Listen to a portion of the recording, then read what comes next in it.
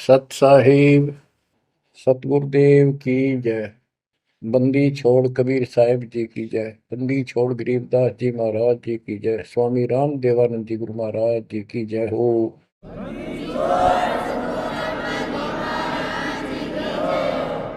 सर्व संतों की जय, सर्व भक्तों की जय, धर्मी पुरुषों की जय।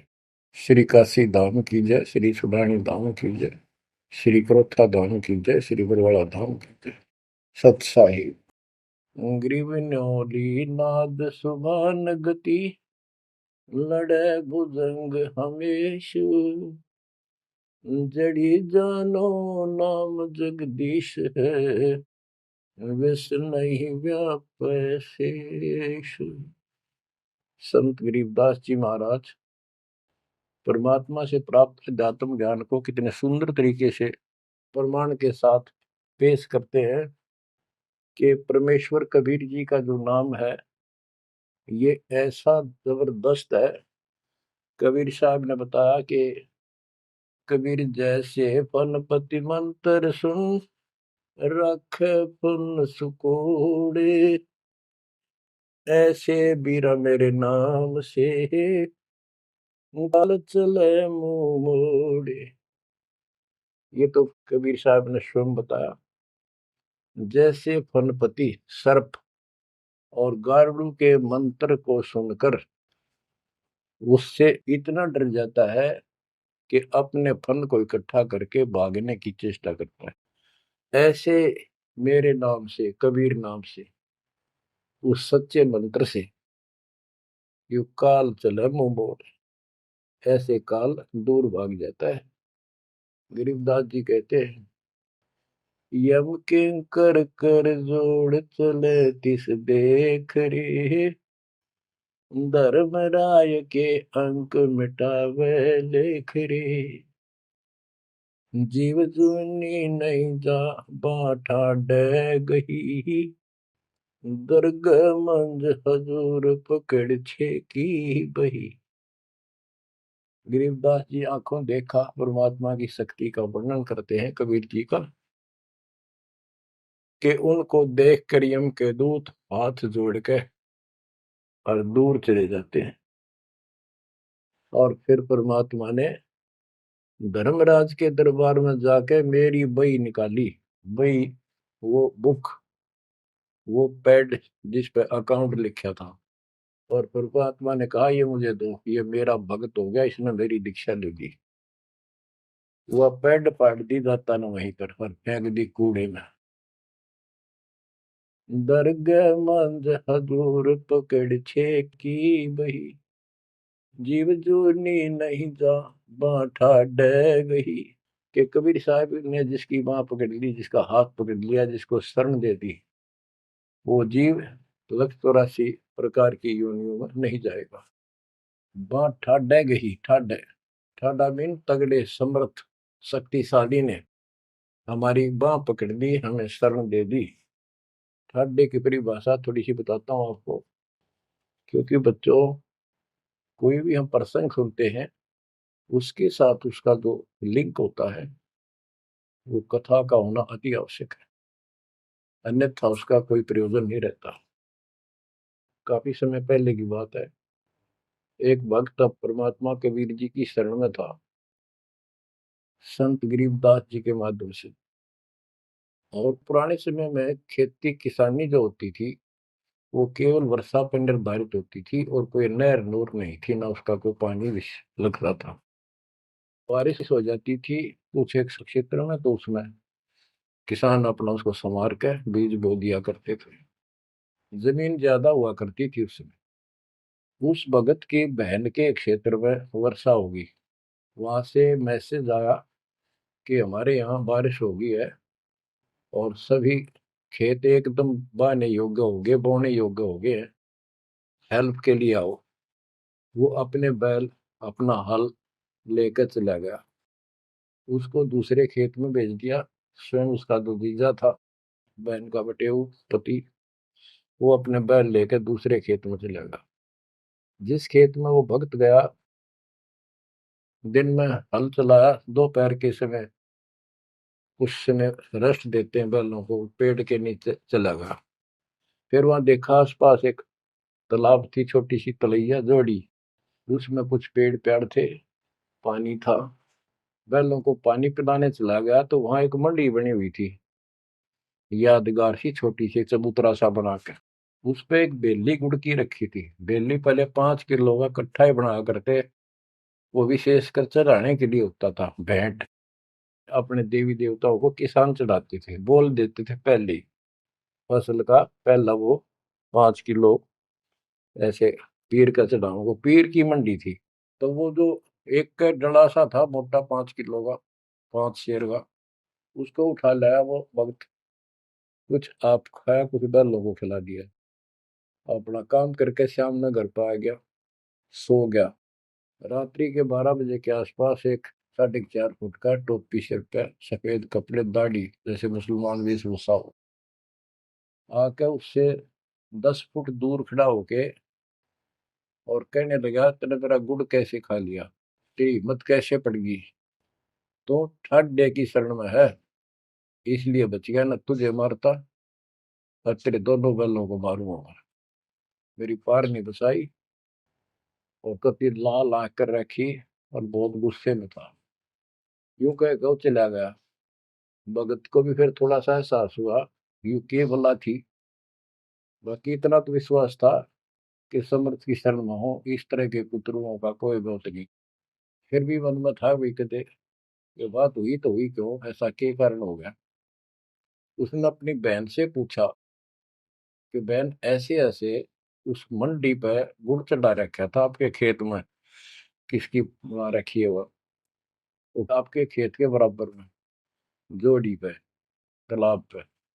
तो उसकी बहन बोली, के बात हुई भाई, क्योंकि एक बेली चढ़ा रखी थी, किसी ने गुड़ की रखी थी, मैं उठा लिया। उड़ा कुत्ते खाओ उसने, मन बहला थी, खिला दी, कुछ आप खा ली। उसकी बहन बोली, रे के क्यों जुल्म कर दिया तेने, को उठा लिया तू वहां से। रोड लागी न सुनते ही। भाई बोला, मेरी तो सुन ले सारी। वो एक इतने 4.5 फुट का, 4 फुट का आदमी होगा, और सफेद कपड़े पहन रखे, ऊपर टोपी, मुसलमान टाइप सा था, और मेरे से 10 फुट दूर खड़ा होगा, रात को आया। और इन्होंने बोला, तेरी हिम्मत कैसे पड़ गई, मेरा गुड़ उठा लिया, तने खा कैसे लिया। मैं बोला, नहीं वो आप पे बोलेगा। ने बोला, तू ठाड्डे की शरण में है, न तुझे मारू और तेरे दोनों गला मारू। ला ला के रखी थी, और नो कहकर चला गया वापस। वो भेड़ और फूट फूट कर रोने लगी। बोला, रे तो मेरा काला मुंह कराओ, के जवाब दो, मान न्यू सहरू से तन के वो ये गुड़ पाया खाने को। हमारे आप सारे गुड़ की कमी है यहाँ पर। बहुत बुरी तरह लगी रो, भाई बचा कुकर मेरा भाई। अपने पति ने भी लड़न लगी, तने क्यों भेजा ही उस साइड में, तो इन्होंने क्यों ना भेजा, तेने बताना चाहिए था इसको पहले। वो भाई बोला, है तेरी अब भी अकल पर पर्दा पड़ रहा, उतरा शेर हाथ जोड़ के गया। अरे नो क्या तू ठाडेगी शरण में, जा तो बच गया, न मारी न दो मैंने तो रोए जाओ पाछे थे। अरे मैं जिंदा जी रोने लग रही तो पागल कहेंगी, इतनी भी अकल पे पर्दा पड़ गया तुम्हारे। मैं किसकी सुनूं पता है। मैं ये रिक्वेस्ट करूं थारे ते, तुम भी आ जाओ, ना इन भूतड़िया दिन डर डर मर जाओगे। तो बच्चों, यम किंकर कर जोड़ चले तिस देख रे। बच्चों, आत्मा फूट फूट गाती है, चारों युग में संत पुकारे, कूक क्या हम खेल रे, हीरे माणिक मोती बरसैया जग टूटा ढेर रे। ये ढड़े चुगड़ की आदत पड़ गई है। यम किंकर कर जोड़ चले तिस देख रे, धर्म राय की बंद मिटावे लेख रे। जीव जूनी नहीं जावा ठाडे गही, ठाडे में दर्द मंद हजूर पकड़ छे की वही। सुन मंडल सतलोक अगमपुर धाम है, धन बंदी छोड़ कबीर तुम्हारा नाम है। बच्चों, इस परम पिता के प्रेम में ऐसे गजब के ज्ञान, ऐसे समर्थ की शरण, आत्मा भावुक हो जाती है, रोका नहीं जाता। सो शुक्र मनाते अपने गुरुदेव का, हे बंदी छोड़, हे परम पिता कैसे शरण दिया आपने, कैसा सुंदर राह बता दिया। नहीं अन्य बिरान माटी राखो या भूतड़े, अरे न पूजे भी जाओ और दुर्गति भी जो कि न रहनी थी। और गीता कहती है भूत पूजोगे भूत पढ़ोगे। परमात्मा की सूक्ष्म वेद की वाणी कहती है भूत में सो भूत है, देव में सो देव, राम में सो राम है, सुन सकल सुरदेव। अब प्रश्न चल रहा है, कबीर जैसे फन पति मंत्र सुन रख फन सकोड़े, ऐसे बीरा मेरे नाम से काल चल मोड़े। पारक के अंक की अमर ग्रंथ की प्रथम वाणी है, गरीब न्योल नाद सुभान गति, लड़े भुजंग हमेश, जड़ी जानो नाम जगदीश है, विष नहीं व्यापै शेष। जैसे एक नेवला होता है, सारा 9 इंच का प्राणी, और वो 10 फुट के सांप को, सर्प को, भुजंग को मार देता है। कैसे मार देता, उसके पास एक ट्रिक है, उसके पास एक जड़ी होती है, एक नागदमन जड़ी होती है जंगल में, उसको सूंघता है, उसमें स्मेल आती है। वो सर्प को उस समय छेड़ता है जो वो जड़ी के आसपास होता है, वो झाड़ बोझड़ों के अंदर होती है। वो सर्प को छेड़ता है, सर्प ऐसे फन उठा लेता है, और वो जाके एकदम वहां जड़ी श्वास में भर लेता स्मेल, और आके उस सर्प के सामने सो के थोड़ी सी दूरी से छोड़ देता है। जिस तरह से हवा चल रही हो, सर्प की तरफ जा रही हो, उस साइड में हो जाता हो। सर्प को उससे चक्कर आने शुरू हो जाते उस स्मेल से, उसका जी घबराता है और वो भागने की चेष्टा करता है। नेवला फिर उसके गर्दन पे बैठ जाता है, मुंडी पे पीछे के, और वहां मुंह के ऊपर फिर वो स्मेल छोड़ता ही रहता है। उसको अचेत करके फिर पकड़ कर उसको मार डालता है, काट देता है। तो बच्चों, गरीबदास जी ने बताया कि कबीर परमेश्वर का यो सच्चा नाम, सतनाम और सारनाम। सारनाम है, ये है मेन चीज। सतनाम भी बहुत शक्ति हो जाती है इन दोनों के मेल से। जैसे दो जड़ियों को मिला दिया जाए, उसका कुछ अलग से स्ट्रॉन्ग दवाई बन जाती है, मेडिसिन। और तीसरी मालिक मिला, मालिक का जो सारनाम है, वो तो कहना ही क्या है। तो हमारा जो मोक्ष जो होगा इन सभी मंत्रों के जाप से होगा। ये हमारी साधना है, पूजा हमारी सारनाम है। बच्चों, जैसे एक छोटा सा सर्प उस जड़ी की ताकत से, स्मेल की ताकत से जो श्वास में भर के लाता है, इतने तगड़े लंबे सर्प को कंडम कर देता है। ऐसे ही परमात्मा के इस नाम के सिमरन श्वास के द्वारा करने से, तो ये बताया कि ग्रीव न्योल नाद सुभान गति, लड़े भुजंग हमेश, और जड़ी जानो नाम जगदीश है।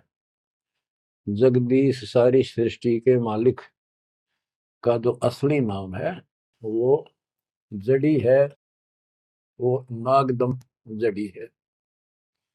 अब जैसे सतनाम भी बहुत ताकत रखता है,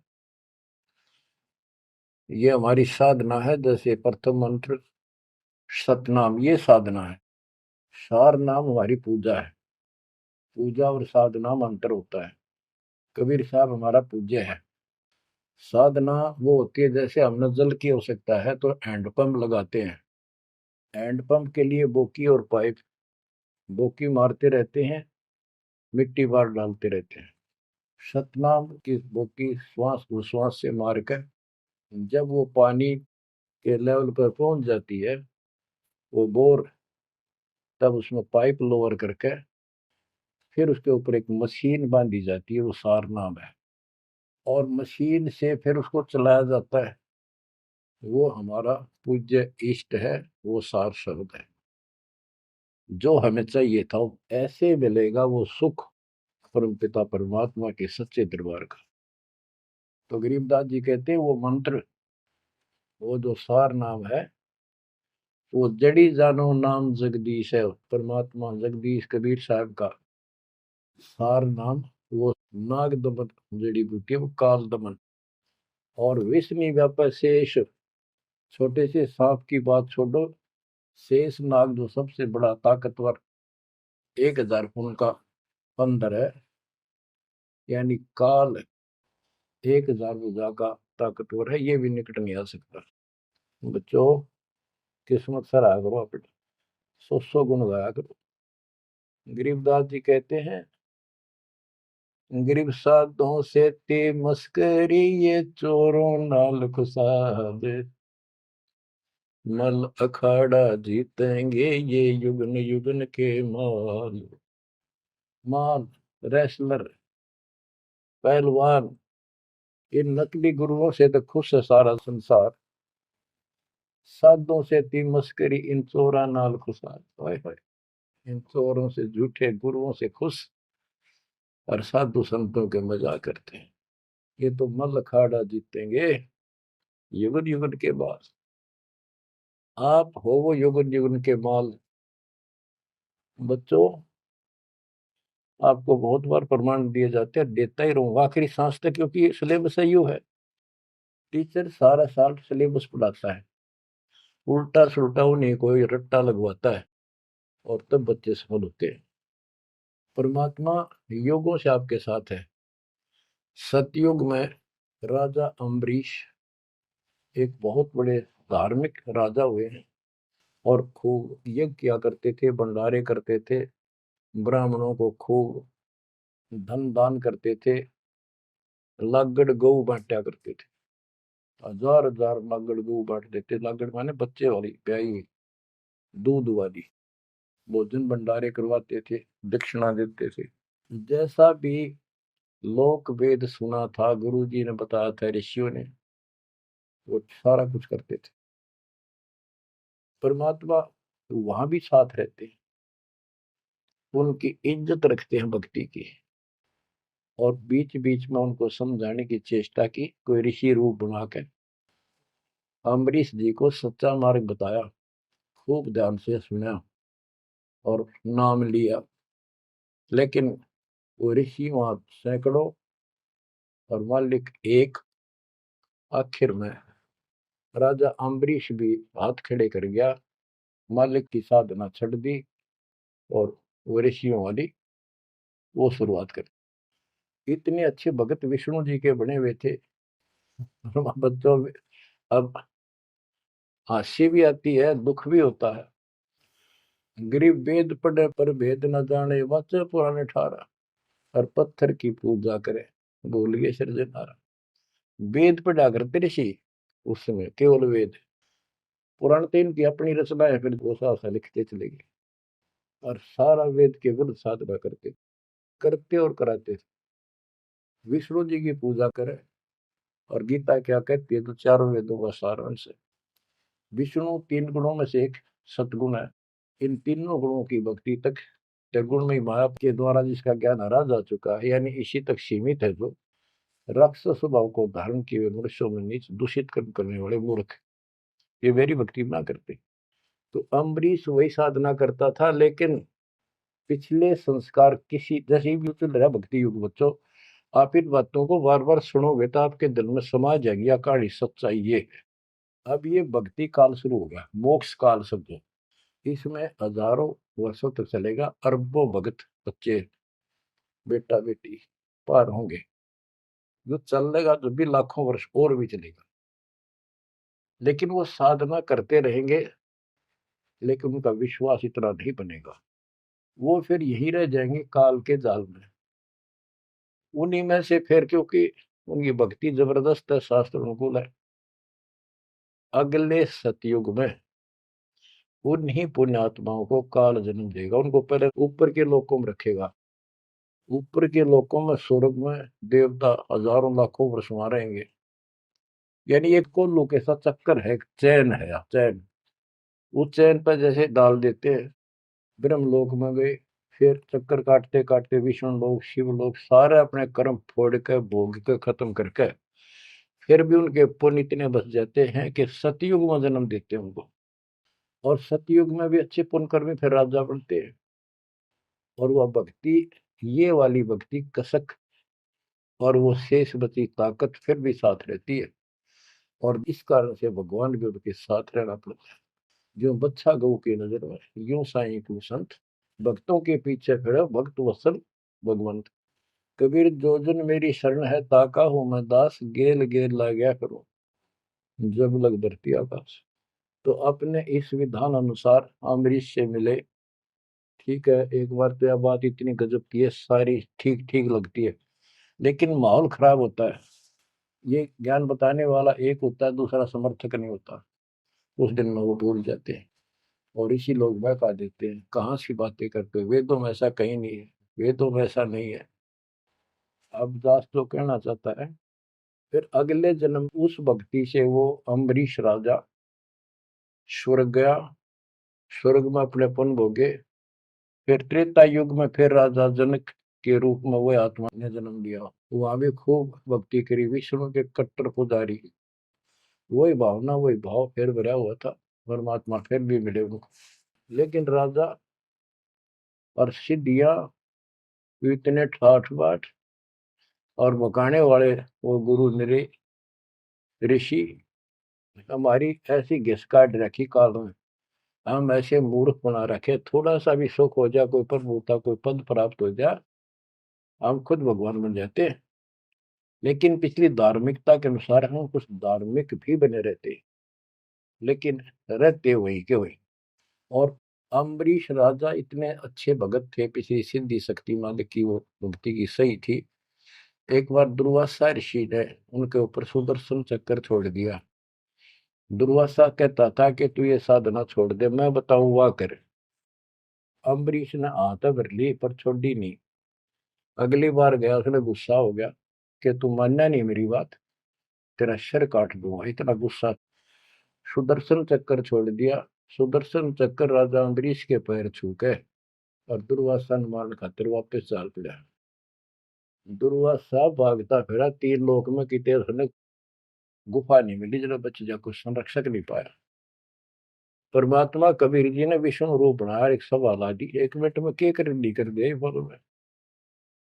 दुर्वासा ने देखा भगवान विष्णु बैठे, वहीं पहुंच गया और कांप पे डांक ठोक रखी, मन बचा लो भगवान, बचाओ मुझे, सुदर्शन चक्र मुझे मारेगा।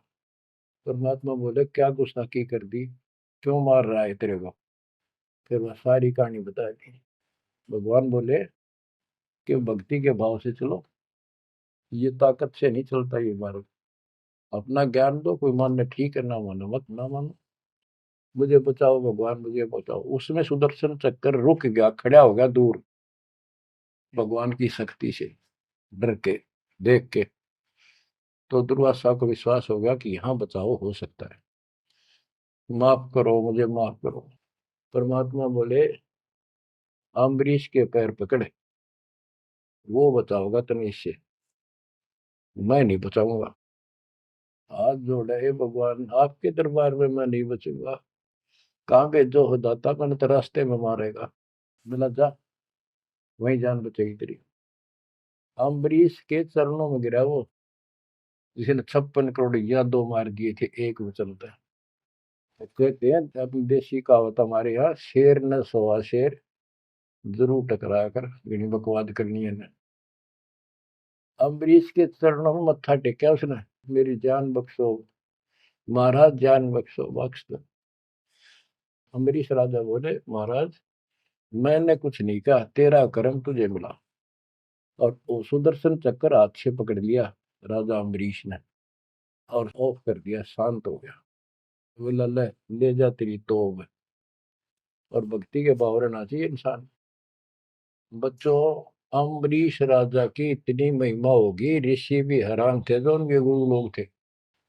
बुद्धि छोड़ कहते, मन तू सुख के सागर बस रे, और न ऐसा यस रे। तू सुख के सागर बस रे, ये झूठे यशों में कुछ नहीं धरा। वह सतयुग में महिमा होगी, फिर राजा जनक बन गए। राजा जनक वही भाग्य बाबा नानक बने। जब एक सुखदेव नाम के बाल ब्रह्मचारी माँ के गर्भ से भक्ति ले रहे थे और आकाश में उड़ जाने की सिद्धि थी। उस अर्धी की गांठ से पंसारी बन जाते ये अपने बराबर किसी ने नहीं समझा था। राजा जनक के पैरों में पड़कर स्वर्ग तक जाने का विरोध करवाया। वो मोक्ष तक वो दूर की बात है, वो तो मार्ग ही नारा है। गरीब सुखदेव ने 84 भुगती बिना पजावे खरगो, तेरी क्या बुनियाद परानी, तो पेंडा पंथ पकड़ो। के सुखदेव जैसे ऋषि जिसकी टूटी बोला करती, सारे देवता उसका सम्मान करते थे, बड़ा पहुंचा हुआ है, वो भी फिर 84 लाख योनियों में गया। राजा जनक से दीक्षा ली। पहले तो यूं कहता, मैं बाल ब्रह्मचारी ब्राह्मण ऋषि। जनक विदेही राजा भाई, कैसे शीश निभाऊं जाई। सुखदेव बोले, ज्ञान विवेक का हमने स्त्री का मुख नहीं देखा। राजा के 10,000 रानियां। तो गरीबदास जी कहते हैं, गोरख से ज्ञानी गणे सुखदेव जति जिहान। वो अपने आप को जति मान रहा था। और सीता सी वो बारिया संत दूर स्थान। संत के घर बहुत दूर है, इन बात तो नहीं भाई इसने ब्याह करवा रखा है, इसका न्यू हो रहा था, भाई संत कैसे हो सकता है। 10,000 रानी थी, फिर भी उस नकली थे तो भी अच्छा था राजा जनक। बच्चों, ये मूल ज्ञान है, ये निचोड़ है, निष्कर्ष है, ये तत्व ज्ञान है। और राजा जनक रूप में बहुत गणे यज्ञ किए, बहुत प्रमाण है पुराणों में। बहुत धर्म भंडारे लाए, यानी दूध वाली गाय वाटी साधु संत, तो वो धर्म पुण्य बन गए। अब देख काल कैसे ठगी करता बच्चों, सारे पॉइंट याद रखने पड़ेंगे। बेमतलब अपने धन ने खोया नहीं करते। राजा जनक और सुखदेव विमानों बैठकर स्वर्ग जान लग रहे। रास्ते में 12 करोड़ आत्माएं नरक में तंग पा रही थी, हाहाकार मचा रोवे। राजा जनक ने कहा, ये आवाज कहाँ से आ रही है चिल्लाने की, रोको मेरा विमान रोको। रोक दिया। उनको बताया गया कि यहाँ एक नरक है, उसमें 12 करोड़ आत्माएं जीव अपने कर्म दंड भोग रहे, पाप। राजा ने कहा, इनको छोड़ दो, इनको कष्ट ना दो। तो वहां जो उनके साथ गए थे देवदूत यमदूत, वो कहने लगे, जी यहाँ आपका हुक्म नहीं चलता, यहाँ का राजा धर्मराज है, उसके आदेश से सब कुछ होता है। बोला, या तो मुझे इस नरक में डाल दो, मुझे भी यहीं छोड़ दो, ना इनको निकाल दो। धर्मराज तक बात गई। धर्मराज जी वहां आए, बात सुनी।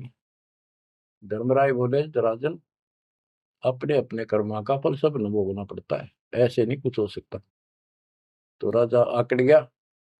भाव यानी एक परमार्थी भाव, परमार्थ भी हिसाब का होना चाहिए, उपवाद में कोई परमार्थ नहीं चला गया कि मैं या तो मुझे यहाँ छोड़ दो या इनको साथ लो मेरे। तब धर्मराय ने एक विकल्प निकाला कि आप अपने पुण्य दे दो इनको, आधे या जितने चाहते हो, उतने समय तक इनको आपके साथ वहां स्वर्ग में भेज देंगे।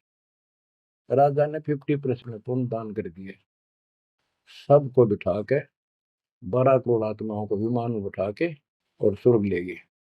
बच्चों, सुखदेव ने गलती करी नहीं, वो तो आज तक स्वर्ग में है। और वो राजा जनक ने आधे पुण्य खत्म कर दिए, बाकी के पुण्य में अल्लाह झाड़ के खा के खर्च के खो खंडा के बाबा नानक रूप में जन्मे। पहले राजा थे 2 जन्मों में, दुनिया भर के नौकर होते थे, और फिर हैंड टू माउथ हो गए, खुद नौकर लगे नवाब के मोदी खाने में, गोदाम में। अब बच्चों, अब हमने सावधानी न्यों भी बरतनी है, अपने नाम ने अपने भक्ति ने नष्ट नहीं करा, किसी के ऊपर भावुक हो गया। एक बताओ था कि मैंने अपने भाई दुखी हो रहा था, उसको अपने पुण्य दे दिए, भक्ति दे दी, वो तो ठीक हो गया, मेरी दुखी हो रही है, बुरा हाल हो रहा ना, वो दिक्कत होगी, बीमारी होगी, आगे तागे दुख होने लग के। तो ये बकवाद नहीं चले, मर्यादा जो बनाई है उसको संभालो। तो कहने का भाव ये है कि आपको इस पॉइंट पे लाना चाहता हूँ। अब राजा जनक राजा थे, राजा अम्बरीश राजा थे वो बाबा नानक बने, खुद नौकर लगे राजा के। अब यहाँ आकर हमारी बात टिकती है कि साधों से तीमस करिए चोरा नाल खुशाल, मल अखाड़ा जीतेंगे ये युग युग के बाद। यानी भक्ति की चाह, भगवान की चाह उनके में तब भी थी, पर एक्सरसाइज गलत थी। अब परमात्मा फिर मिले उनको आकर के। अब वो भौतिक धन में निर्धन थे, पर अध्यात्म धन के भरे पड़े थे। पिछले पुण्य गजब के थे भक्ति वाले। एक तो धर्म कर्म किए होते हैं वो, और एक होते भक्ति की शक्ति। वह न्यो की नो डटी थी उसकी, वो पुण्य खत्म कर दिए थे उसने। तो वो भक्ति उस कारण से परमात्मा फिर आकर मिले। अब वो हैंड टू माउथ था, सुन ली। राजा होता तो तब भी ना सुनता। तो बच्चों, आज आप से कितने निर्धन हो और कितने धनवान हो, आप उस मालिक के सच्चे बच्चे हो। पिछले जन्म जन्मांतर से आप भक्ति करते हुए आ रहे हो। अब परमात्मा ने अपना वो धन देखना है। कबीर सब जग निर्धना धनवंता नहीं कोई, धनवान वा को जानियो जहाँ पर राम नाम धन वही है। आपके पास वो राम नाम का धन भरा पड़ा है। और जैसे सुकुच मीन मिलता नहीं भाई, स्वाति सीप सब ऐड ही जाई। सुकुच मीन सतगुरु हो आया, जिन परमात्मा का भेद बता। जैसे सीप और मोती का उदाहरण दिया जाता है कि स्वाति भी मिल गई सीप को, ऊपर की बूंद, मोती भी बन गया।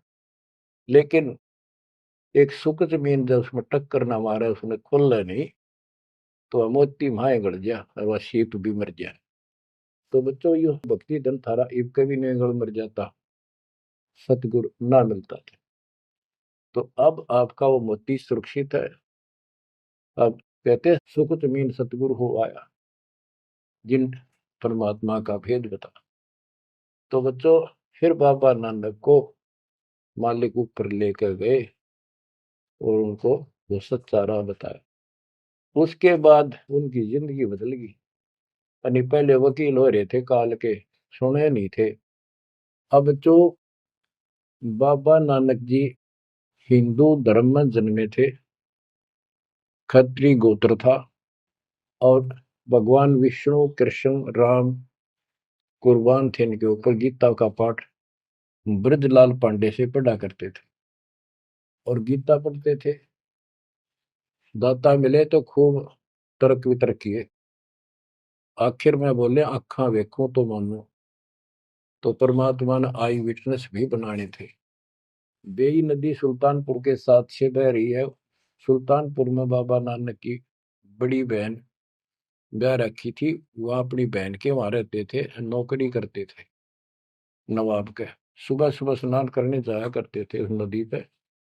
वहां परमात्मा ने 2-3 मीटिंग करी। तीसरी बार जब आए, ने बोले आख्या देखो जो मानो। बात सारी समझ में आ गई। गीता बार बार देख ली, पढ़ ली, सच्चाई भगवान कोई और है। और चाव भी थे, पर पुराना ज्ञान और कोई नो समर्थक नहीं गया, बात सच्ची है।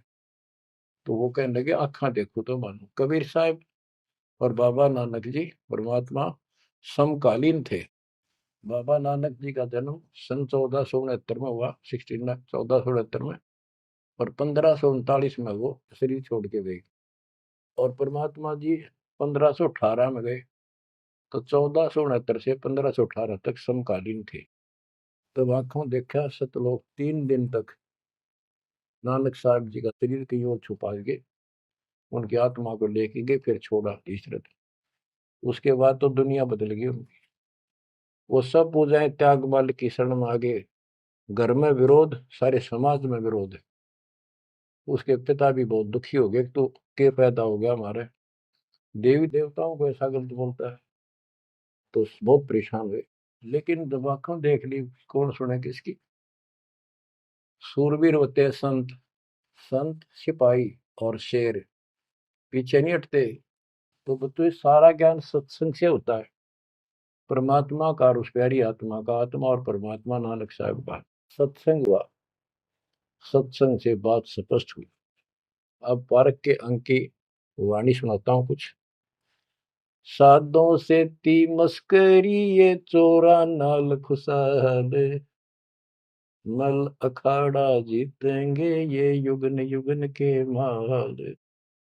अब वो बाबा नानक युगन युगन के माल थे और वह जीते, डट के खड़े हो गए। फिर जब ज्ञान समझ में आ गया, सारा संसार मीराबाई थी युगन युगन की माल। सत्संग में जाना ना छूटे माँ, जड़ के मरो संसार। तो बच्चों इस स्थिति में तुम नहाना पड़ेगा एक दिन, जब जाता राजी होगा। और ये ज्ञान खुद देता है भगवान, और वो आत्मा जो इसको सुनकर कुर्बान हो जाती है, वो महान आत्मा होती है। गरीब अंश गवन करते नहीं, मान सरोवर छाड़, कौवे उड़ उड़ जात हैं खाते मसाहाड़। हंस और कौवे और बुगले सब पक्षी कहलाते हैं। हंस उस मानसरोवर को नहीं छोड़ता जहां उसका आहार मोती होते हैं, और कौवे वहां टेके नहीं, क्योंकि उन्हें तो जगह जगह जाकर मांस खाना, हाड खाड़े हाडों का मांस चाटना, किसी पशु के जख्म में चोंच मारना, ये कौवियों जैसी व्यक्ति के लोगों का स्वभाव होता है कि दुखी उनका अपना उल्लू सीधा हो, स्वार्थ सिद्ध हो, ताकि अगला कितना दुखी हो। ये कौवे जैसे जीव होते हैं। अब यहाँ बताते हैं, कबीर साहब कहते हैं, गरीब अंश गवन करते नहीं, मान सरोवर छाड़, कौवे उड़ उड़ जाते हैं खाते मांसाहाड़। गरीब मान सरोवर मुक्ति फल, मुक्ता हल के ढेरे, कौवा आसन न बंद जय भूमि दीन सुमेर। गरीब कौवा रूपी बेक है, ना प्रतीत यकीन, 68 का फल मेटे करे भये दीन बेदीन। गरीब हंस दशा तो साध है, सरोवर है सतसंग, मुक्ता हलवाणी चुगे फिर चढ़त नवेला रंग। अब स्पष्ट कर दिया कि ये सत्संग जो है ये मानसरोवर है, और भगत साध ये हमारे हंस हैं। अब कौवे बुगले तो मेंढक मछली अड़ंगा कुवाड़ बकवाद करते हैं, और हंस केवल मोती खाता है। इसी प्रकार निर्विकार जो भगत आत्मा बन गए, बेटा या बेटी, वो हंस जैसे हैं। वो केवल मालिक की वाणी, परमात्मा की भक्ति और धर्म कर्म रूपी मोती खाते हैं, और फिर ये मोती खा गए, यानी सत्संग वचन सुन के फिर चढ़त नवेला रंग, एक अजब गजब रंग रंग जाता है उसकी आत्मा में। आत्मा इतनी मजबूत हो जाती है जैसे बाबा नानक की होगी, जैसे मीराबाई की होगी, ऐसी आपकी भी होगी, इस सत्संग से होगी। बच्चों ये सत्संग मिला ही नहीं था अपने को आज तक। यह परमात्मा की कलम तोड़ कृपा आप पर देखो ना कि तोड़ लाग रही रहे उस बालक ने, उस परमात्मा ने कि ये वो वचन याद कर लो, सतगुरु जो चाहे सो कर ही 14 कोट दूत जब डरी। ये जो चाहे सो कर लो, ये प्रमाण देख यो कर दिया। ऊत भूत चमत्रास निवारे, पर चित्रगुप्त के कागज पाने। पुण्यात्माओं, धन्य आपके माता पिता जिनसे जन्म, और धन्य आपकी किस्मत, धन्य आपकी पिछली करनी, और धन्य आपके इस समय को कि आपका जन्म किस समय में हुआ है। इस माल्य के प्रयत्न को, दास के इस प्रयत्न को हल्के में ना लेना। पुण्यात्माओं, उस दाता की अमर कथा आपके हृदय में भर रहा हूं, ये अमृत हार आपको करा रहा हूं। बच्चों कुर्बान हो जाओ, समय पहचान दो, टाइम बार बार नहीं आता होगा आपका। ये संसारिक धंधे थे कर कर मर लिए, इनमें फिर भी पूरा ना पटता। इस मालिक की तरफ ध्यान ज्यादा दो, हर चीज में बरकत दिखा दूंगा, नारी नारी।